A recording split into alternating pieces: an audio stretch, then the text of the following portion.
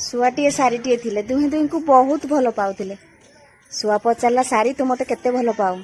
ସାରି କହିଲା, ମୁଁ ତମକୁ ବହୁତ ଭଲ ପାଏ। ସାରି ପଚାରିଲା, ଶୁଆ ତମେ ମୋତେ କେତେ ଭଲ ପାଅ?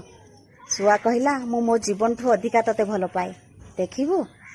ଡେଣା ଦୁଇଟି ସାଙ୍ଗେ ସାଙ୍ଗେ କାଟିଦେଲା ଶୁଆ। ସାରି କହିଲା, ତମେ ଡେଣା ଦୁଇଟି କାଟିଦେଲ, ତମେ ତ କୌଣସି ଆଡ଼େ ଯାଇପାରିବନି।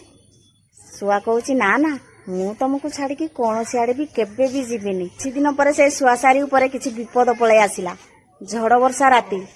ଝଡ଼ ବର୍ଷା ରାତିରେ ଯୋଉ ଡାଳରେ ସେମାନେ ବସା ବାନ୍ଧିଥିଲେ ସେଇ ଡାଳଟି ଛିଣ୍ଡିବାକୁ ବସିଲାଣି।